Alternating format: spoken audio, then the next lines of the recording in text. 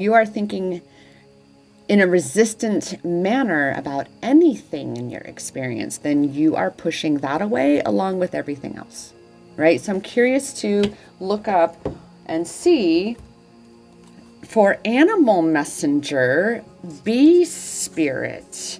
Let's see what we have. Oh wait, that's angel numbers. Animal, come on, swipe over. Animal messengers, bee. And it says, for the bee messenger, your messages are stinger. Oh my goodness, this is exactly, I love this. You just can't make this up. The very first thing it says is stinger to jolt you aware of your negative thought patterns and beliefs. So again, goddess, what negative thought patterns and beliefs do you hold about your counterpart and about your connection? Make note of those, right? Then setting boundaries is a big one. And this includes setting those boundaries with yourself.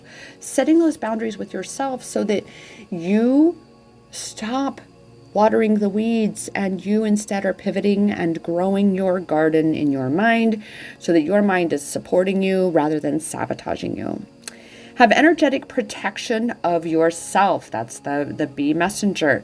Insist on energetic respect from others. Goddess, again, if you, and this has been the twin flame connection for a while now, right? In the beginning, you have to be shown all the shit that you haven't wanted to see about yourself. You have to show all the ways you have been disrespecting your own self. And this is why people disrespect you, is because you haven't clarified what your personal boundaries are. You haven't clarified what is acceptable versus what is unacceptable with regards to what you will allow in terms of respect, what your boundaries are. So that's your second assignment for your journaling for this Twin Flame Tuesday is, what are your boundaries? What are your energetic boundaries? What does respect look like? I know this is like a multifaceted question here for real.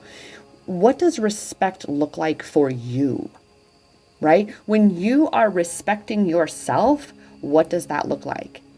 When others are respecting you, what does that look like? When you are respecting your boundaries, what does that look like? So explore the facets of this space of your boundaries and respect and respecting boundaries. Okay. Stop procrastinating and get organized, right? That's what this clarity is all about. When you have unclear desires, you get unclear manifestations, you get unclear results.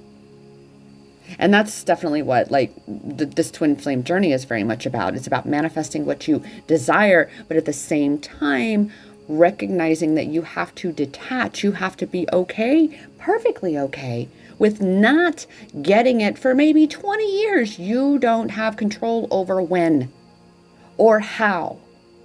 Just what you want and why you want it, and why is most important, because that's how you feel. That's what it's going to create for you. That's what you've got to focus on. Feeling and embodying is how you feel. So you want to get clear and get your energetic state of being organized, your mind organized, your life a bit more organized in what you're creating for yourself. And stop worrying about things that don't feed you, that don't nurture you, things that don't really matter if they get done or not, right? Really check the things in your life that you are considering priority versus what isn't. Right? So the bee messenger is about hard work and freedom. They are related to each other. And by hard work, it's understanding that means that you do the challenging things. You do the challenging lessons. You accept those, you embrace those, you lean into those lessons. That's what hard work is. It's the challenging lessons. It's embracing those. It's allowing yourself to learn, grow, expand, and ascend. And that's what liberates you. That's what frees you from the prison of your mind, from the any limitations that you have created or that society may have created for you or taught you to create for yourself. The bee messenger brings the message of relating to the interconnectivity of all life, the awareness of the hive mindset, recognizing that your energy directly affects and impacts and influences your environment around you and vice versa. The environment around you directly affects, influences, and impacts you when you're out, which is why it's so important, again, that you have this energetic protection of yourself, that you are recognizing your boundaries. You're putting up your shield of love, that I call it, where, it's my own, and I'm working on creating my own guided meditation for this, where your little empath shield, not little, but your empath shield, right? Where you have your energetic boundaries in place as well. You put up your shield when you go out.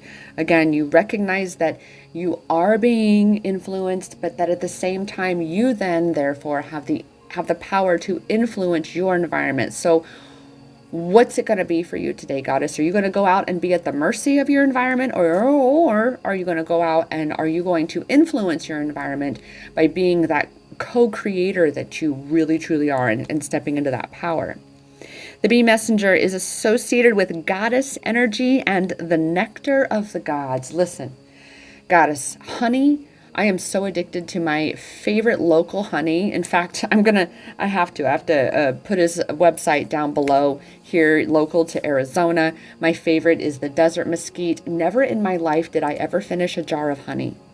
Let me tell you, I have finished so many jars of this honey that I have a collection of mason jars in my cabinet, okay? It is liquid gold, I call it, and it makes it.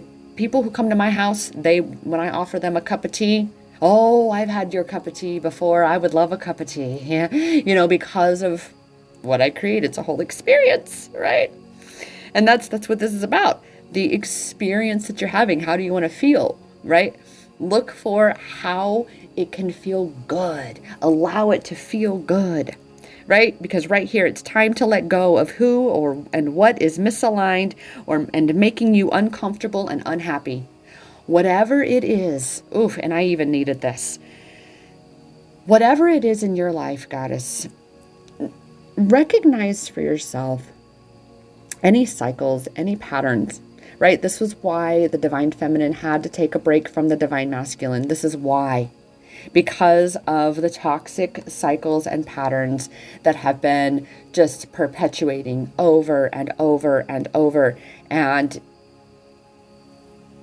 you have to be willing to let go of your Divine Masculine for good, if that's what it takes, because that is what true detachment is that you are perfectly fine and okay if y'all never end up together. That is what true detachment is. It's no different than anything else you seek to manifest in your life, is that if you constantly cling to whatever that is, and you come from that place of lack, you cling to it because you don't have it, you are perpetually and forever going to manifest the not having it, because that's what you're focusing on. You're focusing on that you don't have it, so that's the energy that you have.